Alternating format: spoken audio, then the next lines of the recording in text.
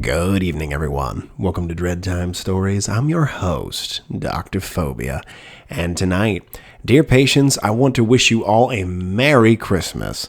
Now, if I sound a little congested, it's because I am. So, bear with me. I'm getting better. I'm on the mend. So, I hope all of you have had illness-free holidays, and you get to spend all kinds of time with your family.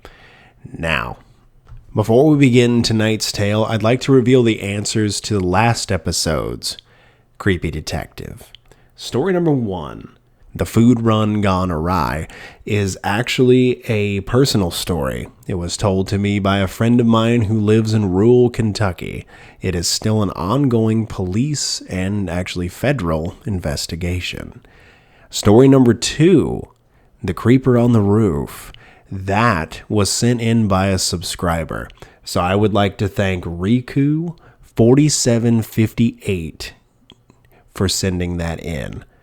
And if you too would like your story read, please send it to my email, dreadtimemail@gmail.com. And beyond that, if you would like to preface which video you would like your story to go in, whether it's a truly terrifying or a creepy detective, you can also put that in the email as well. Last but certainly not least, story number 3, The Tainted Meat. That was completely made up by yours truly. So, if you got all 3 of them right, good job. If not, then maybe tonight you'll be able to redeem yourself with these 3 Christmas-themed horror stories. So sit back, relax, and enjoy tonight's tale, Creepy Detective, Volume 2.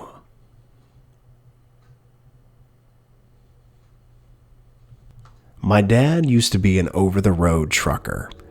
Long haul, to be specific. This was back in the late 80s, early 90s. I asked him once what his scariest encounter was on the road, and this is the story he told me. He was stopped at a truck stop in rural Iowa on December 23rd in 88 or 89. He didn't exactly remember. But he said after pulling in, finding a spot, and heading to the sleeper cab to catch some much needed rest, he heard weird noises coming from the diner.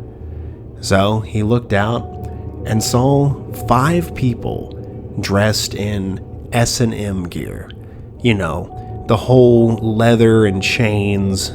He really didn't think too much more of it, called them freaks under his breath, and went back to sleep. A few hours later, he was awoken to the sound of a dog barking. But the more he listened, the more he realized it was off. It almost sounded like a person trying to imitate a dog. Again, he eventually drifted back off to sleep. Until around 3 a.m., he was awoken by knocking on the door of his truck. He reached under his bed and pulled out the .45 he kept there, and sleepily made his way to the door.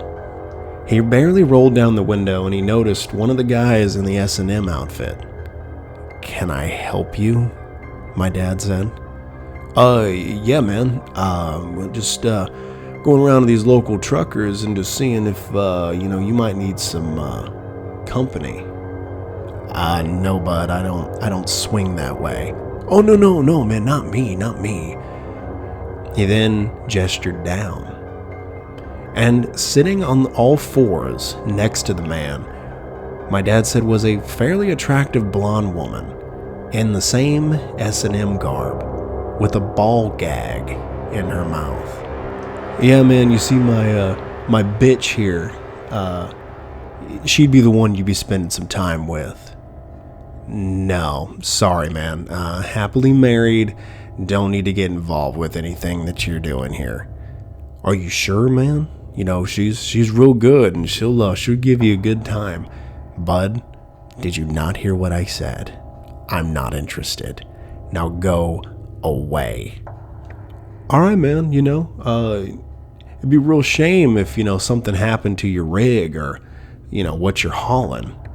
"Look, if anything on this truck comes up missing or damaged.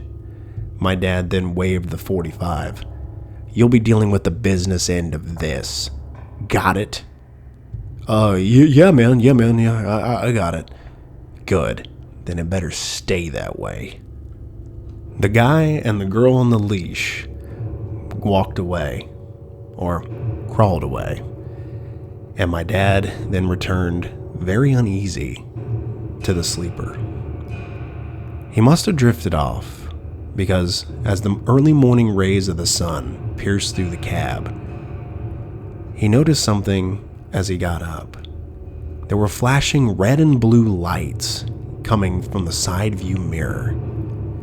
Dad got dressed and stepped out of the truck. A local highway patrol officer then approached Dad and began to ask him questions. How long he had been parked there, had he seen anything, and the whole nine. Dad told him his story and asked exactly what was going on.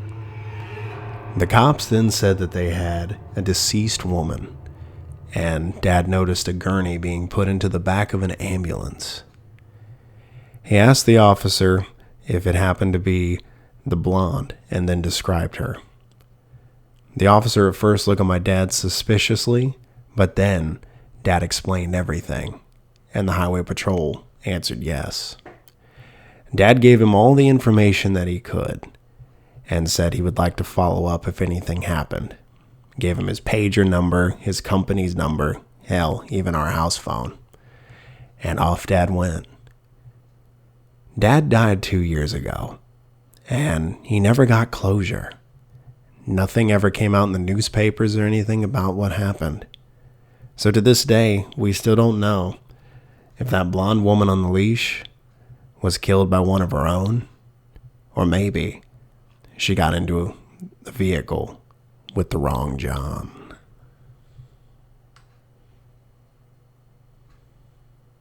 My great-uncle Jim frequents Canada, even to this day, mostly for sport, hunting, trapping, the whole 9 yards. However, when he was a younger man, he was actually courting my great-aunt, who lived in a small town outside of Quebec. On one such excursion to see my aunt, he was driving along a rural road when he noticed a woman walking along the side of said road. There was already 2 inches of snow on the ground, and the snow was piling up even faster now. So he pulled up next to her in his truck and asked if she needed a ride into town.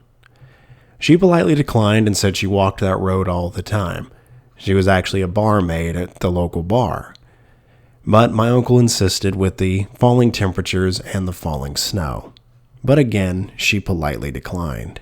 In the midst of her going through the "I'm a strong, independent woman" routine, my uncle sort of spaced out. And when he did, he looked in his side view mirror, and suddenly all of his attention was focused on the 7-foot-tall being making its way out of the brush. It appeared that whatever this thing was, it was covered head to toe in dark hair, and sitting atop that hair was now a thick covering of snow. My uncle then looked at the woman and said, "You need to get in the truck." And when his tone changed, her tone changed. "No, I'm not getting in the truck with you." This time, pointing with his thumb over his shoulder. "No, you need to get in the truck." And as he said it this way, she followed his pointing. And when her eyes met the thing that was slowly advancing towards the back of the Chevrolet, her mouth dropped open, and she almost slipped as she ran around the front of the truck, ripped the passenger door open, and dove inside. My uncle threw the truck in drive and slid out sideways, but then managed to gain control as they peeled away from the beast that was now 20 to 30 feet away from the truck. They didn't say much during the drive, and when they arrived in town, the woman gave my uncle a long hug and got out of the truck. And just like that, she disappeared into the bar. This story happened quite a few years ago, My great-uncle and great-aunt have been married for a long time, and my great-uncle just turned 81. He says for a long time he would receive letters from this woman every year around Christmas time, just to say thank you for saving her life on that snowy day all those years ago. And as what to my Uncle Saul exactly, he still doesn't know. Though sometimes he will sort of hint that it might have been the Sasquatch.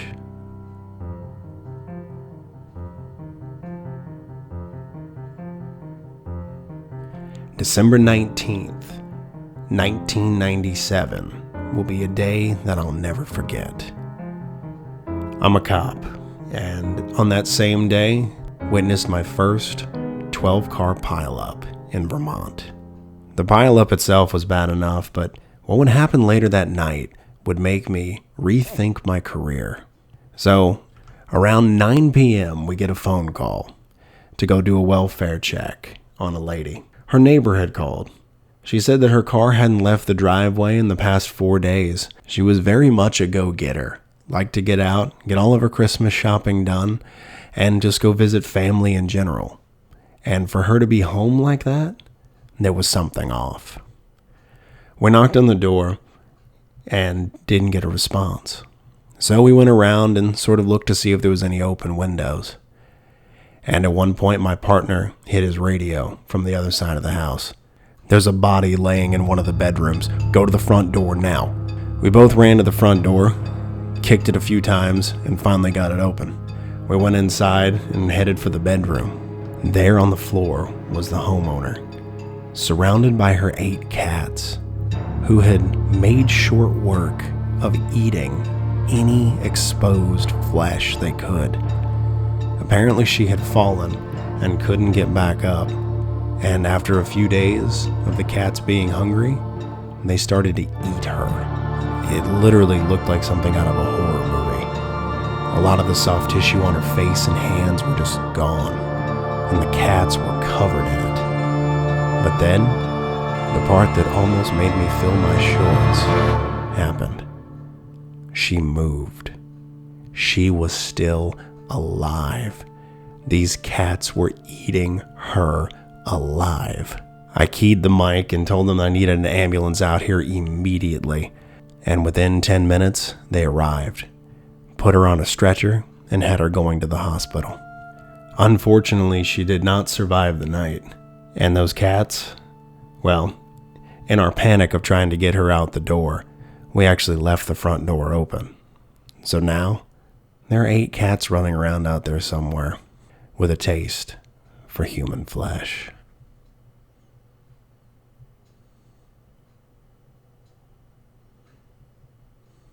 Well, dear patients, tonight's episode of Creepy Detective comes to a close. I hope you enjoyed it, and thank you for listening. So put those detective caps on and see if you can guess which of our stories is personal to yours truly, from one of your own, and from the dark recesses of my own mind. Like I always say in closing, check under your bed, look in your closet, and sleep with the light on. The life you save may very well be your own. Good night, everyone.